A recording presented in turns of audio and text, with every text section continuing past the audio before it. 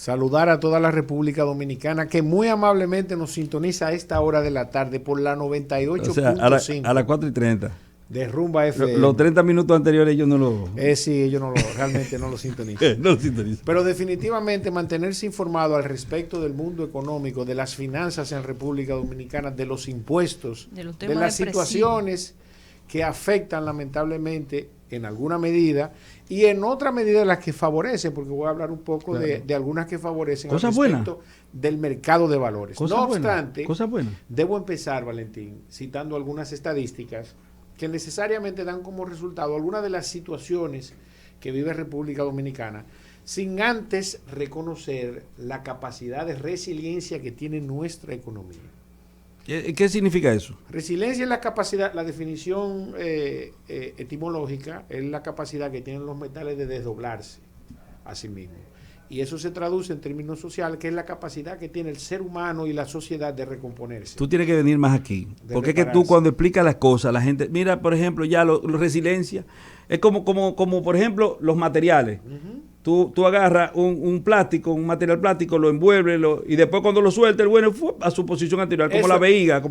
Eso es resiliencia. Te lo digo un buen dominicano, resiliencia, lo que significa en todos los ámbitos, en cualquier ámbito. Sí. Dale. Aguante. Muy bien. A mí, mira, me gustó. Una persona que aguanta. Entonces, no obstante la capacidad de resiliencia que tiene la economía dominicana y que en alguna medida mis amigos del gobierno no les gusta, al gobierno actual, ese no es un reconocimiento, ¿verdad?, a esta gestión, sino es un reconocimiento a los dominicanos de manera específica que crean la capacidad de consumir y claro, los sectores empresariales que en alguna medida, ¿verdad?, satisfacen esas demandas que tienen los consumidores dominicanos. No obstante, yo entiendo que en los últimos años, los gobiernos, estamos hablando de los últimos quizá 20 años, los gobiernos no han hecho lo suficiente para que nuestra economía sea más sólida y ese crecimiento económico que hemos supuestamente tenido, pues lamentablemente no contraste con un ejemplo que estaba citando Olga al inicio del programa. Y sobre ese tema, definitivamente ver cómo contrasta tanta riqueza, ¿verdad?, y pobreza al mismo tiempo. Abundancia y pobreza. Y sobre eso... Abundancia y escasez. Abundancia y escasez. Pobreza y riqueza al mismo tiempo. Si nosotros hacemos un periplo desde Punta Cana hasta las provincias fronterizas, vamos a encontrar... La República Independiente de Punta Cana. Que, por ejemplo, la República Independiente de Punta Cana, que es por donde entran los dólares, lo van a votar ustedes aquí. Por concepto de turismo a República Dominicana, pues definitivamente, Olga y Valentín, ahí tú tienes una exposición de una clase económica relativamente media alta y de muchos turistas en esa zona viviendo. Pero al mismo tiempo tienes el hoyo de Friusa, en donde el solo cruzar por ahí te das cuenta de los niveles de pobreza que existen. E inclusive en algún momento se llegó a citar que eso era zona de nadie. Inclusive las mismas autoridades dijeron que ahí no podían entrar. Mira, aquí tenemos una ciudadana de Punta Cana. Dos ciudadanas. Una que es un, ¿cómo dice? Una golondrina que va de cuando en cuando, que es Leila. Y la ciudadana establecida allá, que es Rocío. Rocío, saludos, Rocío. No te veo la cara. ¿Dónde está Rocío? Ella está detrás de aquellos números que están allá, mira. Hola, Rocío, no te veo. Pero bien, Rocío. El hecho ella es... vive en Punta Cana. Ella es una ciudadana de la República de Punta Cana. 12 años ya aquí. Muy bien, Rocío. El hecho es que a mí me gustaría que además de ese punto que acabo de citar, relacionado con el hoyo de Friusa, ¿qué otras localidades existen en Punta Cana con esa misma situación económica? Bueno, pues tenemos Verón. Realmente Verón fue el que se creó primero, podemos decir. Aquí en Verón se puede tener clase muy baja, media y un poco más o menos estable. Pero como tú dices, el hoyo de Friusa se ha convertido realmente en el punto estratégico donde viven mayormente los haitianos, aunque hay muchos dominicanos, obviamente de clase muy baja, pero sí ahí hay una masa de concentración de esa nacionalidad. Pero sí, aquí tenemos Son vecinos de los ricos. Sí, son vecinos de los ricos. Claro. Lo mismo pasa... Corrígeme algo para que por tú favor, sigas. adelante. Corrígeme algo. No se es muy rico, asquerosamente rico, enormemente rico, en función o en relación de los pobres, muy pobres, asquerosamente pobres y paupérrimos. Así es, definitivamente. Aquí en República Dominicana hay una clase que es menos del 2% de la población, que es inmensamente rico, que tienen un estilo de vida que ni siquiera puede ser reconocido por la sociedad. Que uno no se lo imagina. Que uno ni siquiera se le imagina, esa es la palabra. No obstante, ese 2% posee el 80% de las riquezas que en República Dominicana existe, y el otro 20% de la riqueza entonces está distribuido en el 98% de los ciudadanos dominicanos. Entonces, y no hay un porcentaje que no tiene nada ni... Claro, hay un porcentaje, hay un 3.83%. Yo conozco algunos. El Olga por ciento. Por debajo de la miseria. El hecho es que alrededor de todo esto pululan una serie de variables, y es uno y no menos importante el tema de la seguridad. Para que ustedes tengan una idea, del año 2019 al día de hoy, inclusive donde nos pasamos un año y pico con la economía cerrada y donde no se podía circular en las calles de República Dominicana, las armas registradas aumentaron en casi 2.300 nuevas armas registradas. Espérate, en el periodo de cierre, Sí. cuando estábamos cerrados. Del 2019 al día de hoy. El consumo también de drogas duras aumentó y los niveles ¿De drogas duras? Sí, ¿Y enfermedades mentales. ¿Cuáles son las duras? Cocaína, piedra o crack, ¿Y en las blandas? pastilla. También, pero tú sabes... El alcohol también se vendió bastante. Sí, pero el alcohol no hay problema, porque es una droga legal. El hecho es... Blanda, la Juana blanda. El hecho es Wow. que la importancia de la seguridad para el progreso y el desarrollo económico es la base inclusive sobre la cual, ¿verdad?, se segmenta el éxito económico de una sociedad. Si nos remontamos a la historia precolombina de República Dominicana, nuestra isla estaba dividida en 5 cacicazgos, y lo primero que se hacía era demarcar cuál era la región que componía cada cacicazgo. Yo casi también, casi. No Entonces, no había búsqueda para los diputados. ahí. Entonces, una vez... ¿Cómo eso- fue? eso- Oye, es- qué maldita.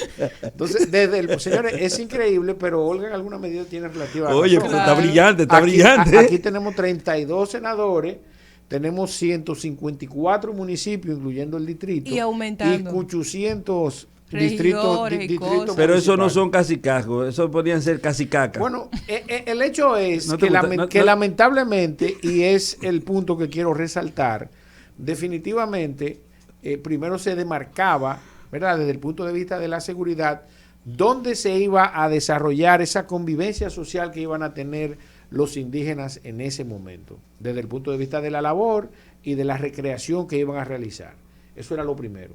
Lamentablemente, República Dominicana se ve afectada por la situación de seguridad, ¿verdad? Si han aumentado la cantidad de armas en manos de los ciudadanos registradas, no estamos hablando de armas ilegales, las que llegan en un tanque, las que llegan en un furgón, las que en alguna medida entran sin ningún papel por la frontera, por el mar o quizás por el aire. No estamos hablando de esas son las que no están registradas, que yo entiendo que son más, quizás duplican las registradas. Bueno, acaban de comentar que el arma que utilizó el general Alburquerque en la situación que lamentablemente tuvo, no estaba registrada en ningún lado y que no aparece. Tú confirmarás eso, Valentín, no sé si lo supiste. No, yo no puedo hablar de ese tema porque yo soy parte de él, yo soy abogado Israel, querellante. ¿cómo saben que no estaba registrada si no aparece? No, es porque parece que él lo comentó. No, además le dio 2 tiros, o sea, Y su- con algo fue que le dio. Y su arma de reglamento parece que la entregó voluntariamente, que es un arma que te la carga las Fuerzas Armadas. Entonces, con esa no fue, al parecer, que él tiró. Entonces, te comento, eso para darle respuesta a lo que me pregunta. El hecho es... Pero que eso es bueno o malo, lo de tener muchas armas, ¿es bueno o malo? relativamente. Ok, Porque mira vamos qué a ver. pasa. Si República Dominicana, ¿verdad?, el ciudadano dominicano tuviera la suficiente confianza en nuestro sistema de seguridad, la cantidad de armas en portadores fuera menos. Eso es lo primero. Una pregunta. Si nos sintiéramos seguros. Bueno, yo creo que una eso es pregunta. como simplificarlo mucho. Sí, sí, Son sí. No, muchas pero cosas. debo dar una explicación Sí, simple sí, para sí, que el que dala. me esté escuchando Si el dominicano confiara en la policía, en un alto porcentaje, yo confío en la policía. Pero Suiza y Ahora, Estados Unidos tienen la mayor cantidad de armas en manos de la población civil. Estados en Unidos. tenencia, Suiza, más que Estados Unidos. No importe. Estados Unidos está por encima de Suiza. Pero en tenencia. No en porte y tenencia como es República Dominicana. Aquí cualquiera puede andar. Y yo no sé si tú recuerdas que años anteriores o te la daban las dos dependiendo de la actividad que tú realizabas, o simplemente te daban tenencia donde tú la podías tener en tu vehículo o en tu casa. Después eso se modificó y se le da por ti tenencia al ciudadano. El hecho es que la falta de confianza en nuestro sistema de seguridad crea limitaciones desde el punto de vista de la vida social del ciudadano y de su vida económica. Porque tú vas a abrir una oficina de 50 metros cuadrados y lo primero que tú piensas es en tener un arma en tu oficina. Si es una oficina, pues si es un showroom, es un poco más complicado tener un arma, tener seguridad en las puertas, inclusive si tienes mucho valor, tener un seguridad y todo eso. Todavía tú no has abierto las puertas del negocio. Y ya tiene un coste. Y ya tú tienes un coste sumamente alto al respecto de empezar las operaciones de ese emprendimiento. Entonces, resulta que lamentablemente eso afecta de manera directa la situación económica de cada uno de los dominicanos. Pues nos vemos limitados a realizar cualquier actividad en función de ver lo que va a pasar en términos de seguridad. La exigibilidad que hay en cuanto a la cualificación con miras al porte y tenencia de armas. Eso se ha dulcificado porque se supone que tendría que afectarse mucho más, o sea que pondría más rigores para tener un arma. Porque antes se hacía un examen psicológico, y eso no se hace. ¿Qué podemos hacer? ¿Qué hay que hacer para que porque obviamente no se puede desarmar a todo el mundo, pero para que las armas estén en manos de personas que puedan considerarse como cualificados con respecto a la posibilidad de que esa persona pueda tener un arma o que sea tenga la calidad para tenerlo? Mira, esos son aspectos generales o particulares al respecto de la generalidad. Porque cualquier ciudadano que tenga un negocio, sin importar el tipo de negocio, además de que tiene derecho aunque no lo tenga, ¿verdad? Ese derecho se asume un poco más acreditado en función de que va a defender intereses, de que genere empleo, independientemente de su condición psicológica. Porque se supone que el arma es para tenerla en el negocio, no para aportarla. Eso es lo que yo creo que hay que diferenciar en todos los órdenes. Tú puedes tener un arma en tu casa, pero tú no puedes salir con esa arma. Ahora, no hay duda de que el hombre es él y sus circunstancias en función de la situación que esté viviendo. Es el caso que acabamos de ver. El hecho es, el hecho es que el ciudadano se siente inseguro. Yo soy parte del proceso y no puedo hablar mucho de eso, pero aquí somos muy hipócritas en este país, por muchas razones. Hay un caso, más caso que ese, donde un individuo mató 4 personas. 4 personas. Y eso se hunde, se pierde en el fondo de las informaciones, sin importancia. El morbo. La mitad de uno ya es algo malo, Valentín. ¿La mitad? De uno muerto ya es algo malo. Claro, pero te estoy diciendo, allí hay 4 personas muertas. Sí, pero es que yo creo que estamos enfocándonos mucho en los síntomas. Aquí siempre pasa que ante los problemas como estos, aquí se enfocan mucho en el síntoma, pero no en el problema de base. Entonces, en el caso, por ejemplo, del porte y tenencia de armas, yo estoy escuchando a Israel, excelente. Pero el tema es, aún sea para tenencia y no para porte, vamos a tener en algún punto una situación en la que esa persona va a tener que tomar una decisión por su seguridad. Eso yo estoy completamente de acuerdo contigo. Yo creo que ese vacío que existe en que la población se sienta segura con los órganos que están llamados a velar por la seguridad ciudadana, yo creo que eso influye bastante, pero el tema de ese hueco que existe para tú tener, aquí cualquiera puede, aquí todo el mundo, aquí hacemos una encuesta rápida y sabe todo el mundo dónde tiene que dirigirse para buscar un arma sin papeles. Vamos a estar claros, es lo primero. Segundo, las que ya son legales. ¿Dónde?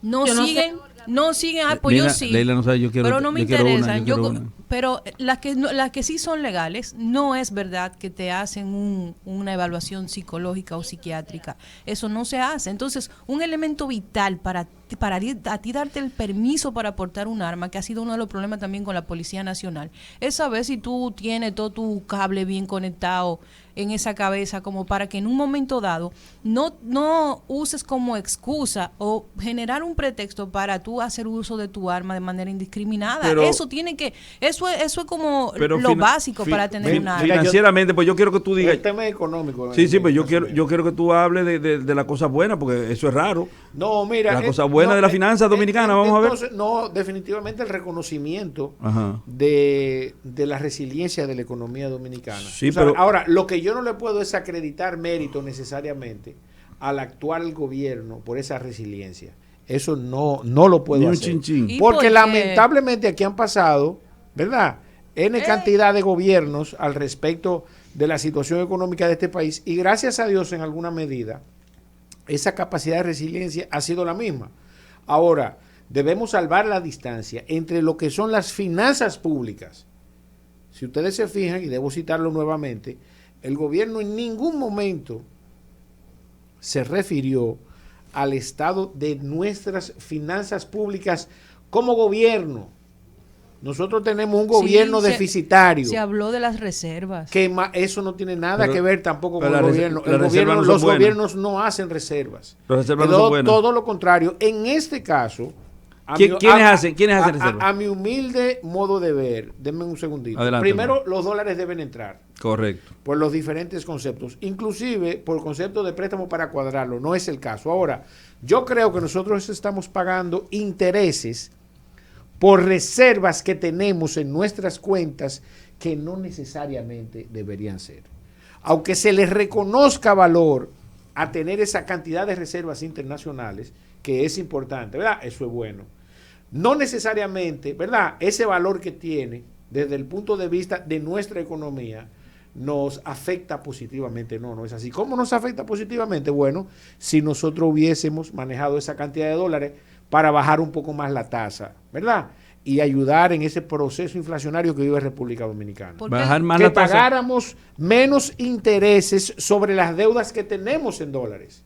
¿Tú me entiendes? Nosotros tenemos 14 mil millones de dólares que nos ayudarían a resolver el problema de las importaciones durante un periodo de 10 a 11 meses. No es necesario. Nosotros pudiéramos tener para 6 meses si estamos bien. ¿Tú me entiendes lo que te quiero decir? Entonces, eso no necesariamente es un valor desde el punto de vista de la finanza pública. Pagar menos intereses. Ese dinero que estamos pagando de intereses que se puede invertir en obras sociales o en obras de capital que generen algún tipo de retorno. Es cierto que el gobierno actual ha tomado más préstamos que todos los gobiernos de la República Dominicana, la mitad de la cantidad de préstamos que se hayan tomado desde Pedro Santana para acá.